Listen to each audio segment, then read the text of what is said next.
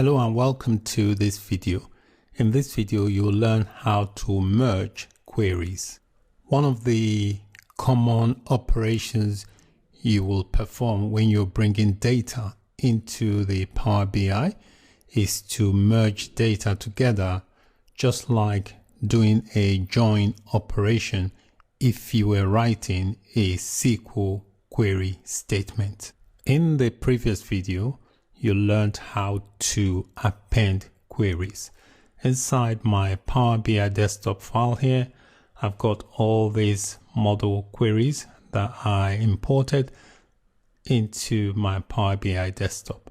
So let's edit them inside the Power Query Editor. So I click on Edit Queries and then click Edit Queries, and that will load the queries inside my Power Query Editor. So the two tables or queries I want to merge together is the product and the manufacturer. When you are merging queries together, it's kind of like a join operation, just like you perform in a SQL query statement. You have to look for identical columns that are present in both queries in order to merge or join them together. So let's click on this product query, and we can see these are all the columns of the product query. We can see it's got manufacturer ID and it's got a manufacturer. If I click on the manufacturer query, it's got both the manufacturer ID and the manufacturer. So we've got these two columns that are also present in the product query. So they are identical columns. So we can perform the merge or the join operation based on identical columns. So I've got my product query selected.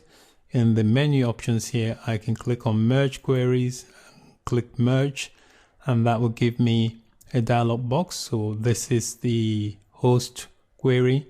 So I need to select the other query I want to merge with. So on the drop down, I select manufacturer.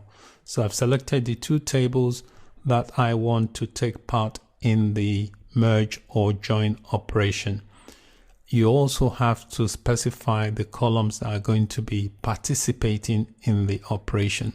So I want the manufacturer from this product query and also the manufacturer from this manufacturer query. When you're performing a merge or a join operation, you have to specify the type. Here we've got the join kind. If you click on the drop down, there are different join operations you can perform just like you would in a SQL query. So I'm going to perform the left outer, which would be left outer. That is all the columns from the first and any column that matches in the second. So it will join all the columns from the first and then anyone that matches. So the only thing that matches on the second is these two, manufacturer ID and manufacturer, but we're joining via the manufacturer column. So once we've got that specified, we just click on the OK button to perform the join. You can see here the join operation has taken place. So we've got the manufacturer ID, we've got the manufacturer, and then we've got the manufacturer from the participating table that took part in the join. So you can click it. At the moment, it's just showing as table. If you click on this button here, you can select which of the columns that you want to appear.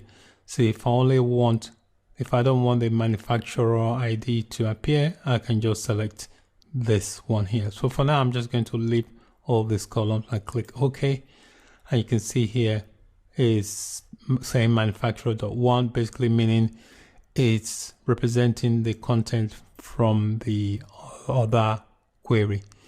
So that's basically how you merge queries, and you can also tweak and perform further transformation after you have done the merge. For example, you could remove columns that you feel that might be redundant and then further transform your data. So the steps you took are always recorded here under the applied steps.